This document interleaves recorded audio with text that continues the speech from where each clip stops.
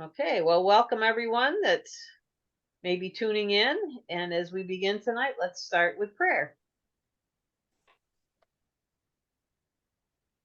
Dear God, we give you thanks that we can be together on this medium.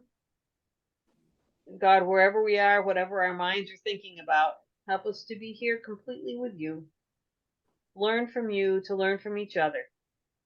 Guide this study. We invite you to be in our presence. We pray in Jesus' name. Amen. Amen. Okay, last week, so my brain has an excuse for not quite remembering what we've done because Holy Week, I had 5 services to prepare for Holy Week. Wow.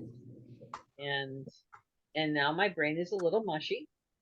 So I believe when we were together last, we did the story of Judah and his sons. We've lost everything.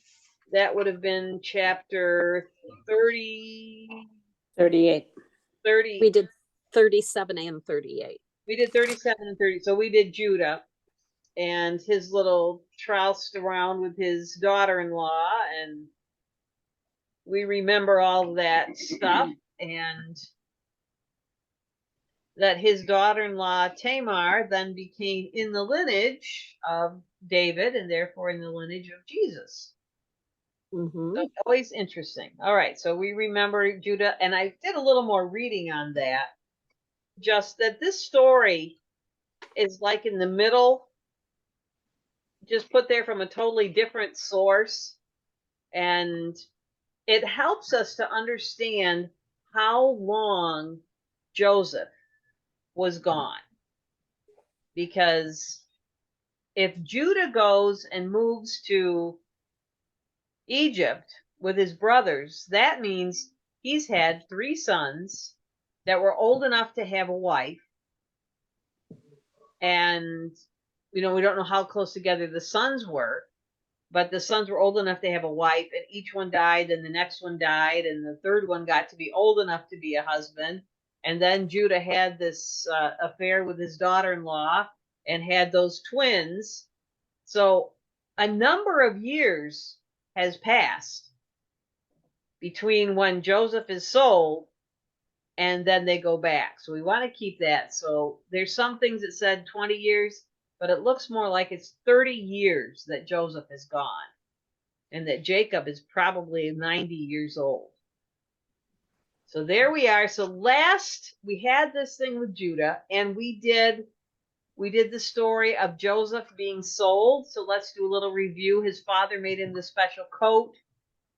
He had these dreams, was pretty arrogant, was not like he was a perfect son, was a braggart. His brothers hated him. Which were the 2 brothers that didn't want to kill him? The last 2.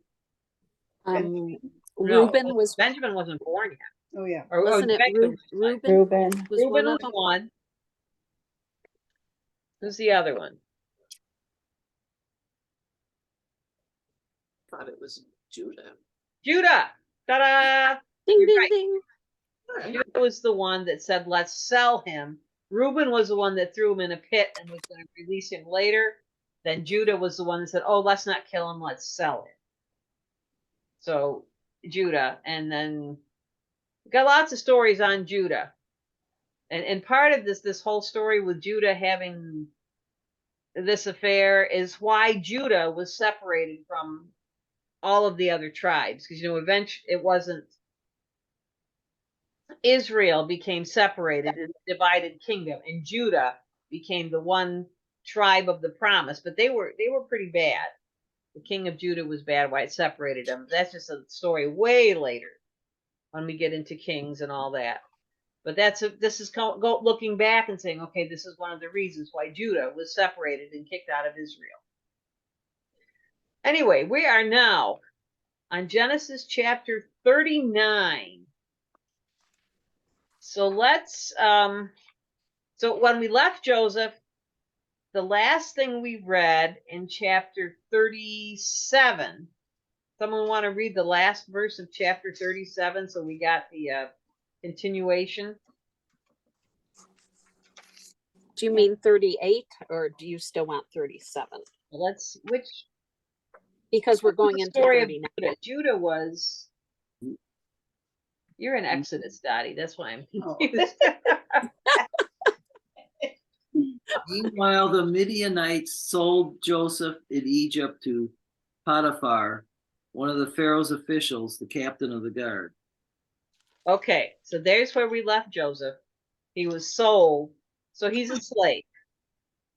And who was it that sold him?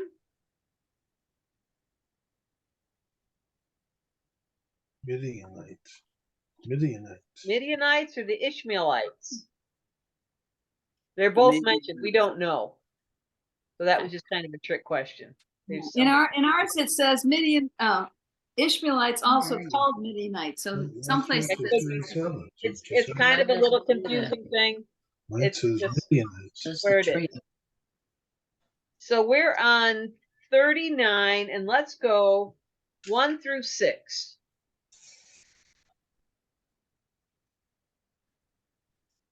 I can do that. Thank you. Now Joseph had been taken down to Egypt. Potiphar, who was one of Pharaoh's officials, captain of the guard, bought him from the Ishmaelites who had taken him there. The Lord was with Joseph so that he prospered, and he lived in the house of his Egyptian master. When his master saw that the Lord was with him and that the Lord gave him success in everything he did, Joseph found favor in his eyes and became his attendant. Potiphar put him in charge of his household, and he entrusted to his care everything he owned. From the time he put him in charge of his household and of all that he owned, the Lord blessed the household of the Egyptian because of Joseph. One more. The blessing of the Lord was on everything Potiphar had, both in the house and in the field. So Potiphar left everything he had in Joseph's care. With Joseph in charge, he did not concern himself with anything except the food he ate. Now Joseph was well built and handsome. Okay, stop there.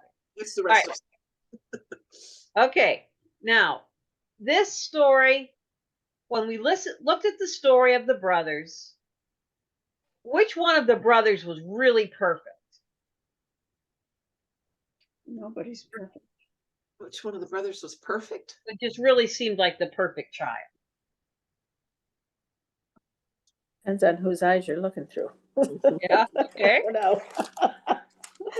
But the point is, in these earlier stories, Joseph came across as a braggart, and the brothers are not. I mean, they had realistic reasons why they disliked him. There's nobody perfect.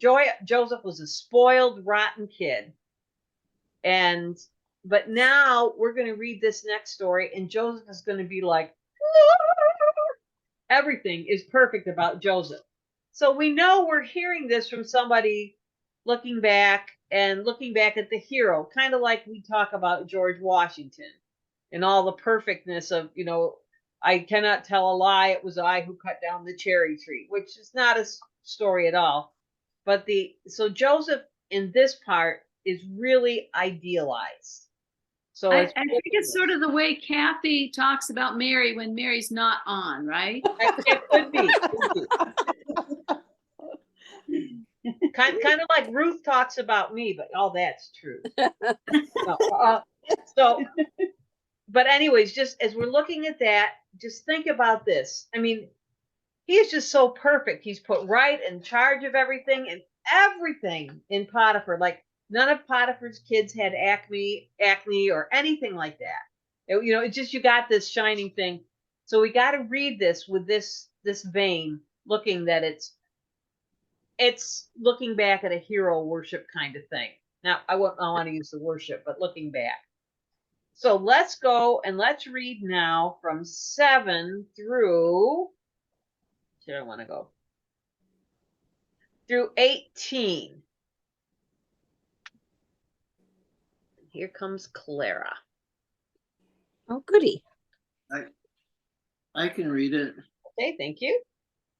Now Joseph was well built and handsome. And after a while, his master's wife took notice of Joseph and said, "Come to bed with me." But he refused. "With me in charge," he told her, "my master does not concern himself with anything in the house. Everything he owns, he has entrusted to my care. No one is greater than in this house than I am. My master has withheld nothing from me except you, because you are his wife. How then could I do such a wicked thing and sin against God? And though she spoke to Joseph day after day, he refused to go to bed with her or even be with her.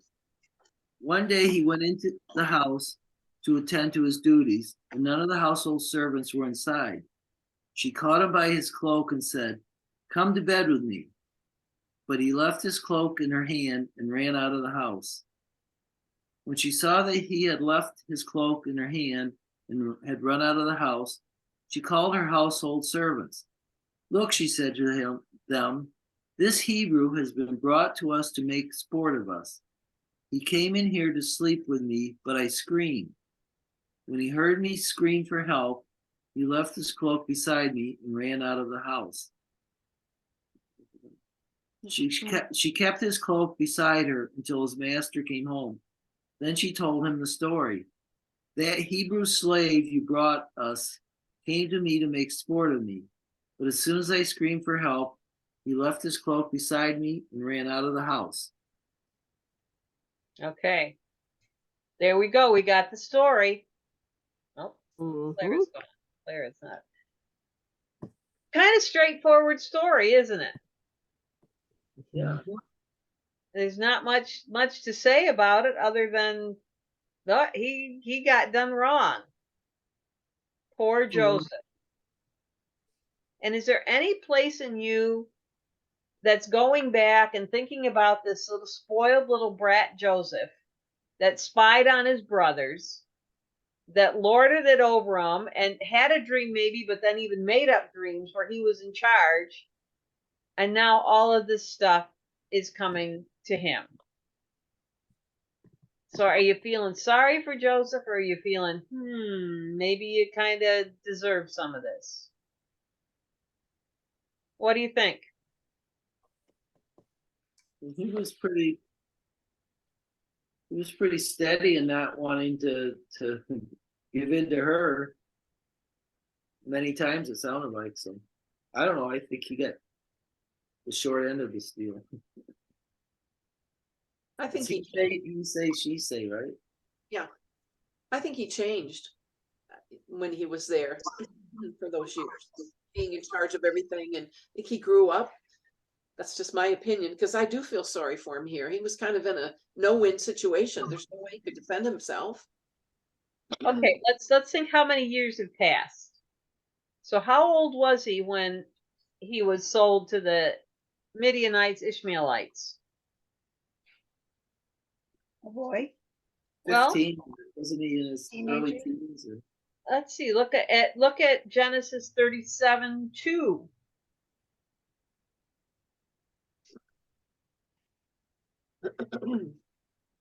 Oh, 17 years old. Okay, he's 17, so maybe by this time he's 18 when he gets to Egypt. 17, 18 years old. So how long does it take you for somebody to start? You buy a new slave. How long does it take for somebody to trust you in charge of the whole household?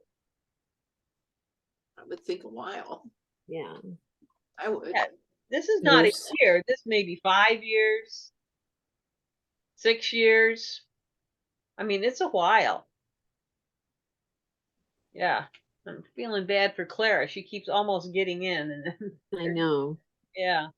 Okay, so 5 years, 6 years. He's been there a while, so he's in his mid to late 20s now. So if somebody was going to be really attractive, that would be a really good time to be really attractive at that time. I mean, 18, you're still kind of a kid. So, all right, so he could very much have changed through this time. So let's see what happens to him. We're going to write 19 through 23. 39. I'll read that. Thank you. Joseph's master was furious and had Joseph arrested and put in the prison where the king's prisoners were kept, and there he stayed. But the Lord was with Joseph and blessed him, so that the jailer was pleased with him. He put Joseph in charge of all the other prisoners and made him responsible for everything that was done in the prison. The jailer did not have to look after anything for which Joseph was responsible, because the Lord was with Joseph and made him succeed in everything he did. Okay. Do you see a little bit of that? Oh, Joseph is, woo! He succeeded in everything he did. I don't think that's quite possible, but he was doing a good job. So let's see, how many years you think is passing now? Hard to tell. But he's in charge of pretty much everything in the whole prison. So That again, doesn't it's got to happen. be quite a few years. We got some years that he's in there. And 9.5 years. 9.5 years. Okay. Thanks, Tom. But something, it's some time is passing. I'm just pointing that out because sometimes we just think about this young guy that is in Potiphar's house and then he goes to jail and he's still just a kid. No, he's got to be now by this time, he's got to be in his 30s, at least his early 30s, maybe older. And he's an honest, trustworthy guy. It had to take Joseph. him to prove himself. Right. You know, he didn't just go in and get put in charge of everything. He had to prove that he was trustworthy and a good leader and whatever. So I bet it took a while for that to happen. Both times, once he got there and once he went into jail. So Yeah, so we're talking. I just want to point out, time is passing. Time is passing. okay. Well, let's move on to chapter 40. And we need to read first. We got a couple characters in here we're going to meet, the butler and the baker. It says the cupbearer to the king. What does this cupbearer to the king? What's his job? Mine says wine taster. Okay, so what does that mean? Make sure Is that make sure Make there's sure not it's not- poison or yeah. put in the food or the Yeah, drink. no poison. The taster to make sure he eats it first to make sure he's not dying. the job I don't want. Yeah. So, okay, so let's read 1. We're going to get the first one, 1 through 15. Ooh, I was gonna read that, but well, I can read that. So, Sometime later, the cupbearer and the baker of the king of Egypt offended their master, the king of Egypt. Pharaoh was angry with his 2 officials, the chief cupbearer and the chief baker, and put them in custody in the house of the captain of the guard, in the same prison where Joseph was confined. The captain of the guard assigned them to Joseph, and he attended them. After they had been in custody for some time, each of the 2 men, the cupbearer and the baker of the king of Egypt, who were being held in prison, had a dream the same night, and each dream had a meaning of its own. When Joseph came to them the next morning, he saw that they were dejected. He asked Pharaoh's officials who were in custody with him in his master's house, "Why are your faces so sad today?" "We both had dreams," they answered, "but there's no one to interpret them." Then Joseph said to them, do not interpretations belong to God? Tell me your dreams." So the chief cupbearer told Joseph his dream. He said to him, "In my dream, I saw a vine in front of me, and on the vine were 3 branches. As soon as it budded, it blossomed, and its clusters ripened into grapes. Pharaoh's cup was in my hand, and I took the grapes, squeezed them into Pharaoh's cup, and put the cup in his hand." "This is what it means," Joseph said to him. "The 3 branches are 3 days. Within 3 days, Pharaoh will lift up your head and restore you to your position, and you will put Pharaoh's cup in his hand, just as you used to do when you were his cupbearer. But when all goes well with you, remember me and show me kindness. Mention me to Pharaoh and get me out of this prison. For I was forcibly carried off from the land of the Hebrews, and even here I have done nothing to deserve being put in a dungeon." When the chief baker saw that Okay, Joseph, stop there. oh, Stop I there. thought it was 18, 16. Okay. 16, yeah. Okay, So, just looking at this, where were this cupbearer and the chief baker? Prison. Look carefully. Look at verse 3. And put them in custody in the house of the captain of the guard. Oh, Same place for the prison. They weren't thrown in the dungeon. These were pretty high-ranking officials. They so weren't this, put in with just anybody. They weren't put down in the dungeon or in the lowest places. They They This were were still might- prisoners. mine says, so he jailed them both in the prison where Joseph was, in the castle of Potiphar, the captain of the guard, who was the chief executioner. Mine They says remained- that too. Then it says they remained under arrest there for quite some time. And Potiphar assigned Joseph to wait on them. They had better accommodations than Joseph did. though. they had better accommodations. And Joseph, who now was in charge of the whole prison, was there to wait on them. Did you notice these words? Yeah, He yeah. was a servant to the other prisoners, to these particular prisoners. Okay. So you got the pecking order there, that Joseph was lowly. Even among prisoners, he was lowly. So they were put in for some other little better accommodations. They were imprisoned, but it wasn't quite the same that Joseph had. All right. So now we have these dreams.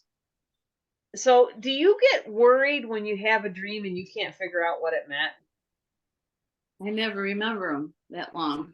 Me either. I don't either. Yes. Tom does. Do you? Oh, he has doozies of dreams. Okay. So sometimes you have dreams that I had a friend in college who was crazy. I mean, I don't want to use that word, and she had, I won't use crazy, she had some mental illness issues. And the college, I still hold it a little against, they were a good Christian college and they kept praying for her instead of making her get action. But anyways, I'd have all these dreams because I was working through what to do with her. I was just a kid. And every time I'd had some weird thing in the dream, but the person always had red hair. Because she had red hair. And so I knew that when I'd wake up, I was working through how to figure out how to deal with this person. So our dreams, we know that they help us to work out things, and sometimes they're just weird. But other cultures, I see Kay there with just the weird. All right. Other cultures put a lot more emphasis on dreams. I think I've talked about this before. Like the Haitians, when I've worked with them, they have such dreams, such prophetic dreams.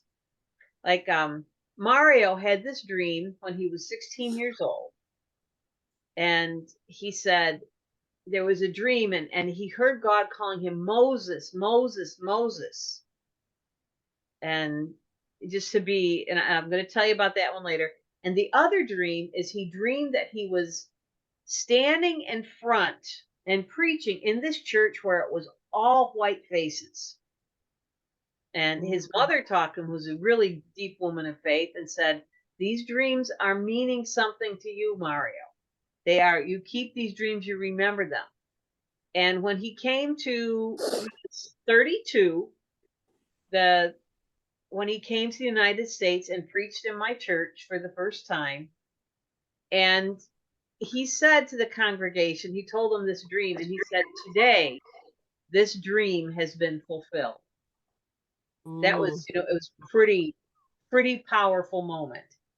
And now God said, Moses, Moses. Now he is new in this area. There's almost no other Haitians. I think we're going to have an influx of Haitians, and I think they're going to be very, very much. I think Mario is going to be a great leader amongst the Haitians. Because I've got one I'm waiting on. I just got a word another day. Another family's trying to get more Haitians up here because Haiti is just falling apart. But those dreams were incredibly prophetic and powerful. So in our culture, we've explained away we don't have the power of dreams. But we've talked about it before that we've talked about the importance of dreams. So these dreams, this dream that we had the cupbearer have was pretty big. So what was the dream the cupbearer had then? And what was the meaning of it? He was gonna get out of prison in 3 days. Okay. 3 days he's going to get out of prison. Woohoo! Happy day. We don't know. Maybe he'd been there a year. Maybe he'd been there months. But Joseph said, this is the dream. And how was Joseph able to interpret the dream? Make sure we know that.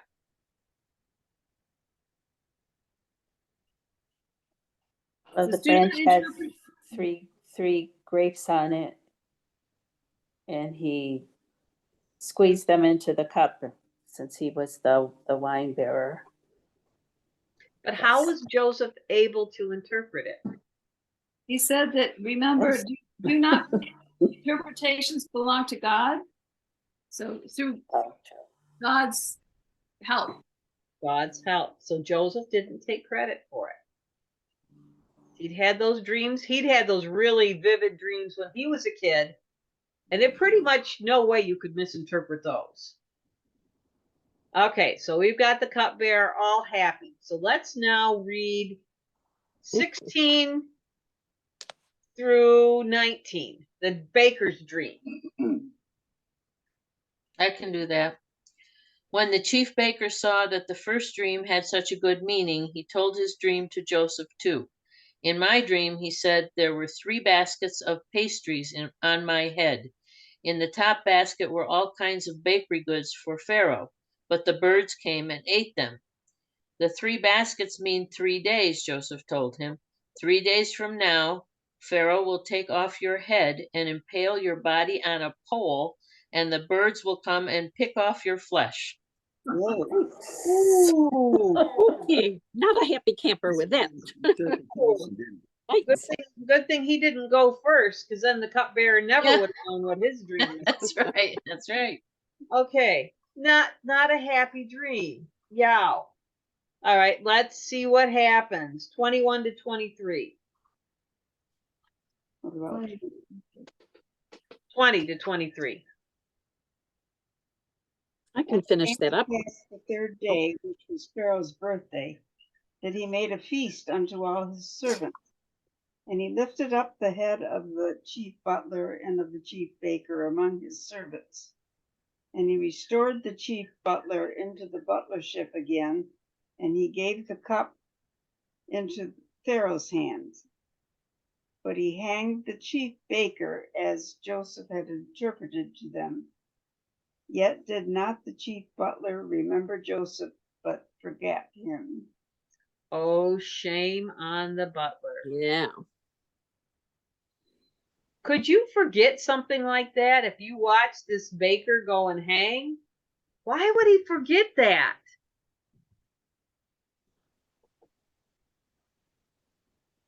I'm wondering why the Pharaoh wanted to hang the poor guy. Yeah, we It's- don't know. Doesn't say any reason why, what he had done, or why they both get out of prison and one gets treated well and the other one gets hung. Or maybe it said that Pharaoh was angry with the 2 of them at the beginning of this passage, and maybe they were just going to trial for something. Maybe there was something they were looking for evidence. I don't know. Who knows what a Pharaoh? He had ultra power. He just didn't like the baker because he didn't like the color of his lipstick or something. I don't know. The cupbearer wouldn't want to say anything that's going to offend him, so he doesn't want to end up back where he was. So he's going to kind of stay in the background. You betcha. He's not going to do. Maybe he never forgot what happened, but he's not going to say anything. He doesn't want to go back. He sees what happened to the baker. Yeah. Okay. So now we've got going to look at the time frame. So how old is Joseph now? Let's just give an estimate where he probably is in age. 30s. He's got to be in his 30s, probably mid to late 30s at this point. All right, so now we're going to read Pharaoh's dream 1 through 8 41. of chapter 41. Yep. Oh, we're at where you finished 40. Oh, let's go on. I can do that. Okay. When 2 full years, let's see, we're going to 8. Okay. When 2 full years had passed, Pharaoh had a dream. He was standing by the Nile when out of the river there came up 7 cows, sleek and fat, and they grazed among the reeds. After them, 7 other cows, ugly and gaunt, came up out of the Nile and stood beside those on the riverbank. And the cows that were ugly and gaunt ate up the 7 sleek, fat cows. Then Pharaoh woke up. He fell asleep again and had a second dream. 7 heads of grain, healthy and good, were growing on a single stalk. After them, 7 other heads of grain sprouted, thin and scorched by the east wind. The thin heads of grain swallowed up the 7 healthy full heads. Then Pharaoh woke up. It had been a dream. In the morning, his mind was troubled, so he sent for all the magicians and wise men of Egypt. Pharaoh told them his dreams, but no one could interpret them for him. Okay. For Pharaoh. Another dream, the culture. This is an important dream. So let's go 9 through 13 now. I'll read that. Okay. Then the chief cupbearer said to Pharaoh, "Today I am reminded of my shortcomings. Pharaoh was once angry with his servants, and he imprisoned me and the chief baker in the house of the captain of the guard. Each of us had a dream the same night, and each dream had a meaning of its own. Now a young Hebrew was there with us, a servant of the captain of the guard. He told him our dreams, and he interpreted them for us, giving each man the interpretation of his dream. And things turned out exactly as he had interpreted them to us. I was restored to my position, and the other man was hanged." Okay, so how long? I told you he hadn't forgotten it. How long had it been since Joseph had interpreted those dreams? At least 2 At years. least, Two yeah, years. it's At been least 2 2 full years later. Okay, so we're talking Joseph is in his mid 30s. He might be almost 40, but the guy referred to him as a young man, so maybe we're in his mid 30s now. So let's read what happens. 14 through let's go 36 and read the whole thing. And if you want to read part of it and stop, it's okay. I can read that. Okay. Pharaoh sent for Joseph at once, and he was quickly brought from the prison. After he shaved and changed his clothes, he went in and stood before Pharaoh. Then Pharaoh said to Joseph, "I had a dream last night, and no one here can tell me what it means. But I have heard that when you hear about a dream, you can interpret it." "It is beyond my power to do this," Joseph replied, "but God can tell you what it means and set you at ease." So Pharaoh told Joseph his dream. "In my dream," he said, "I was standing on the bank of the Nile River, and I saw 7 fat, healthy cows come up out of the river and begin grazing in the marsh grass. But then I saw 7 sick-looking cows, scrawny and thin, come up after them. I've never seen such sorry-looking animals in all the land of Egypt. These thin, scrawny cows ate the 7 fat cows. But afterward you wouldn't have known it, for they were still as thin and scrawny as before. Then I woke up. Then I fell asleep again, and I had another dream. This time I saw 7 heads of grain, full and beautiful, growing on a single stalk. Then 7 more heads of grain appeared, but these were blighted, shriveled, and withered by the east wind. And the shriveled heads swallowed the 7 healthy heads. I told these dreams to the magicians, but no one could tell me what they mean." Joseph responded, "Both of Pharaoh's dreams means the same thing. God is telling Pharaoh in advance what he is about to do. The 7 healthy cows and the 7 healthy heads of grain both represent 7 years of prosperity. The 7 thin, scrawny cows that came up later and the 7 thin heads of grains withered by the east wind represent 7 years of famine." Someone else want to continue? It is just as I told you. God has shown you what he is going to do. There will be 7 years of great plenty in all the land of Egypt. After that, there will be 7 years of famine, and all the good years will be forgotten, because the famine will ruin the country. The time of plenty will be entirely forgotten, because the famine which follows will be so terrible. The repetition of your dream means the repetition of your dream means that the matter is fixed by God and he will make it happen in the near future. Now you should choose some man with wisdom and insight and put him in charge of the country. You must also appoint other officials and take a fifth of the crops during the 7 years of plenty. Order them to collect all the food during the good years that are coming, and give them authority to store up grain in the cities and guard it. The food will be a reserve supply for the country during the 7 years of famine, which are going to come on Egypt. In this way, the people will not starve. Okay. And while we were reading, Sue jumped on. Okay, Clara, are you there? Clara? No. Well, Hmm. Sue's coming on. Sue, you're muted and you can come on as soon as you can. Can you hear us, Sue? Yeah, Yeah, I'm here. okay. Good. Hi, right. Sue. We're in Genesis chapter 41. 41. Okay. Yep, 41.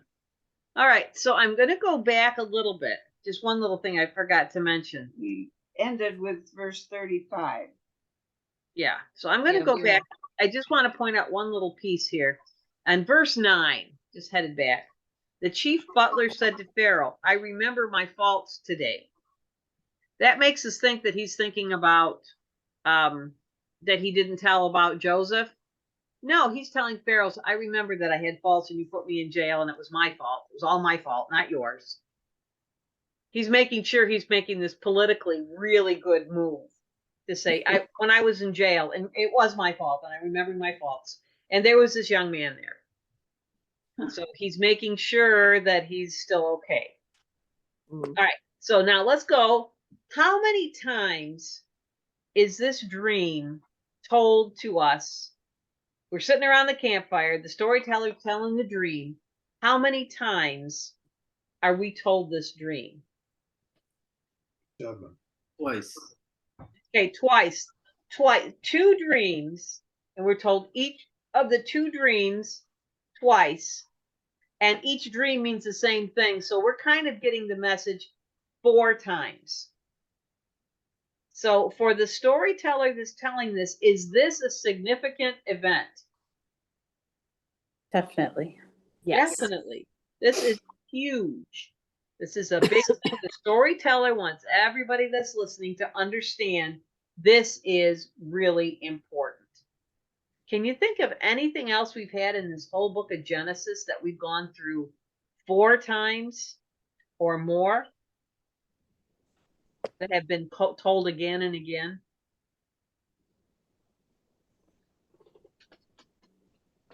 Maybe not right in a row. Oh, the promise, Okay, what's a promise? Abraham's promise that he was going to have descendants. Nation. He's going to make his name great, and he was going to have descendants, and he was going to have the land. And he told it to Abraham several times, and then he told it to Jacob a couple times. So here shows us this is a really important thing, because other things we don't hear so much about, but we've got this again and again and again. All right. So if you were Pharaoh and you had this dream, did he have it twice? Did Pharaoh have the dream twice? Or just had the dream once? Can't remember. Verse Yeah, 30. each dream once. Each dream once. Okay. So this guy comes and tells you what these dreams mean. What is Pharaoh going to do? Well, when Joseph says you've got to put someone in charge, it's like, kind of putting that in the back of his head too. So, it's like, oh, then I choose you. Do you think Joseph had any idea that Pharaoh would choose him when he said that? I don't think so. Probably hoping he would. Yeah.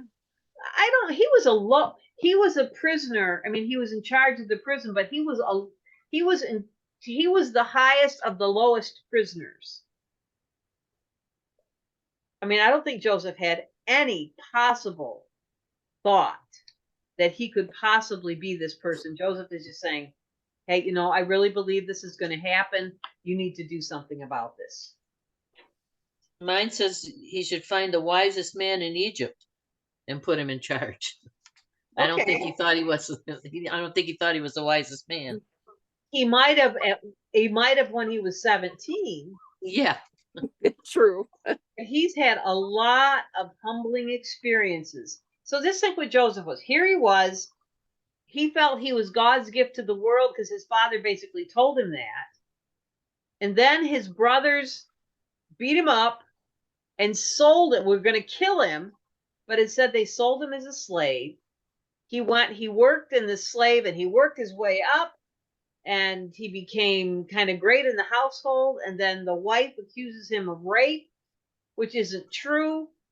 And he's bumped back down to zero, lower than zero, because before at least he was a slave. Now he's a prisoner in a dungeon, and he claws his way up to the top again. And then he does a good thing, and they forget about him, and he's still rotting there in prison. Do you think he really thinks he's anything now? No. And who does he give credit to for being able to interpret the dreams? God. God, always. All the way through. Mhm. So Joseph knows he's not, he has been duly humbled. Mhm. Okay. All right. Let's read from 37 to 45.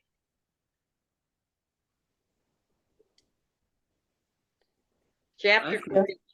I can do that. Joseph's, oh, go ahead. Molly, what chapter? 41. Okay. Genesis Okay. 41. The plan seemed good to Verse Pharaoh. 37. The plan seemed good to Pharaoh and all his officials.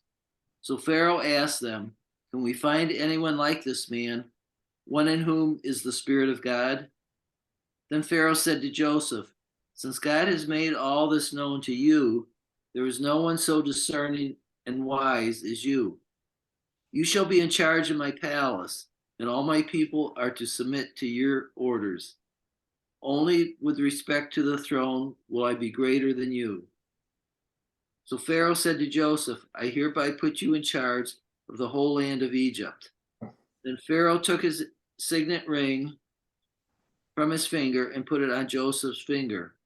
He dressed him in robes of fine linen and put a gold chain around his neck.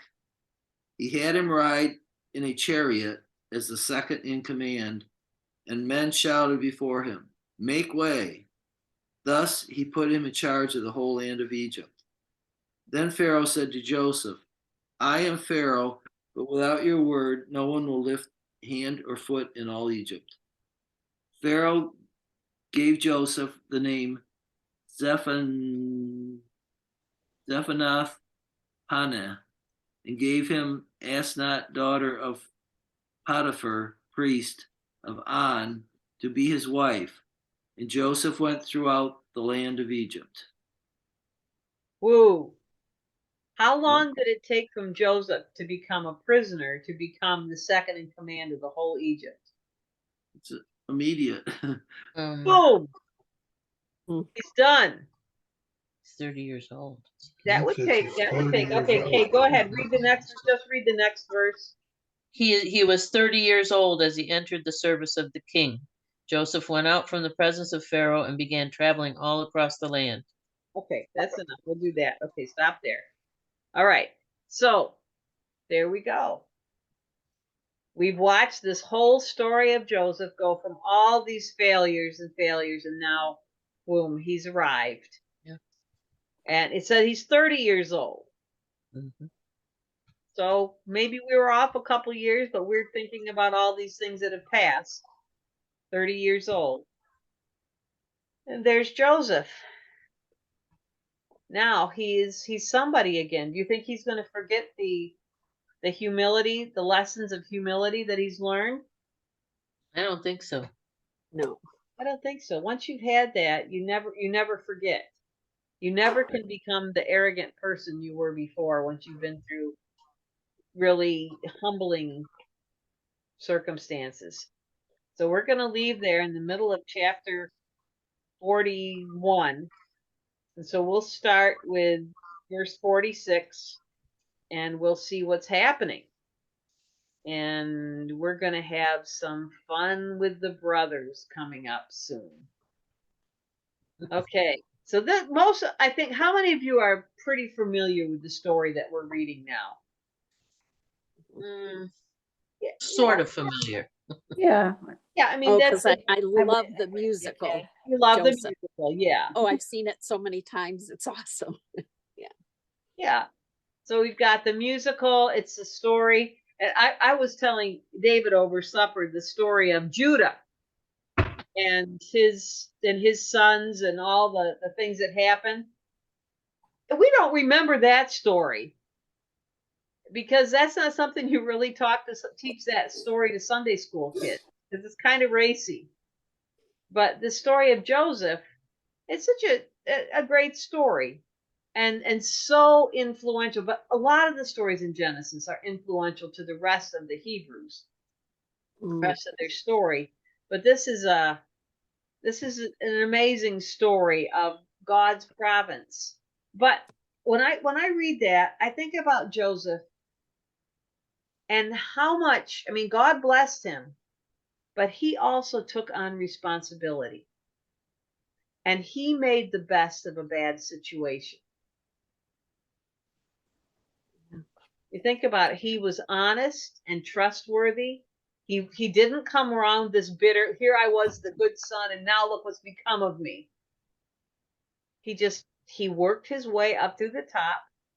He did what he could.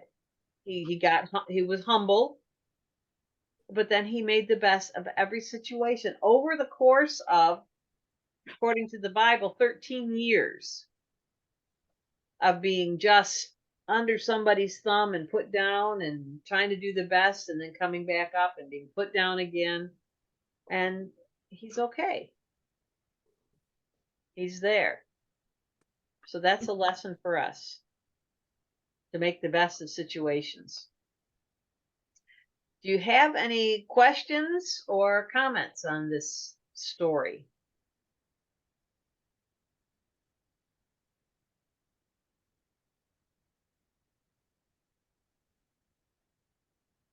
Well, that's good. Okay. Well, I'm going to turn the recording off and we'll start again with Joseph being the second in command and see where it goes from there.